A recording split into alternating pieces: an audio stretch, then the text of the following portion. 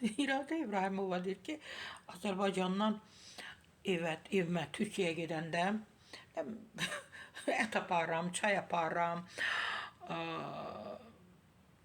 Hamı belədir də İradə xanım. Hələ o belə ərik turşusu, gavalı turşusunu demirəm.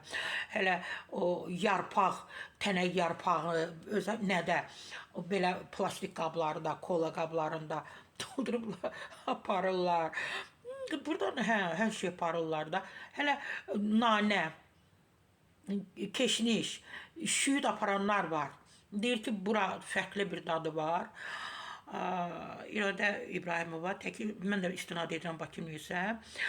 Azərbaycan mətbəxini sevdiyini deyir və buradan Türkiyəyə gedəndə ət, çay, hələ qənd, şəkər falan apardığını deyir.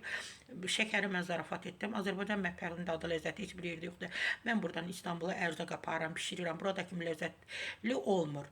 Ət, çay aparıram. Yenə də buradakı kimi ləzzətli olmur. Deyirəm ki, su da aparım. İradə xanım. Mənim qardaşım xəstə idi, onkoloji xəstə idi. Burada Milli Onkologiya Mərkəzində yatırdı. Biz onun tez-tez şabranla qablarda su gətirirdilər onun üçün. Deyirdi ki, mən fikir verirdim ki, hər dəfə deyəndə ki, mənə su gətirin, deyirdi ki, filan yerdə, bulaq deyil də, bizdə krant deyilir ona.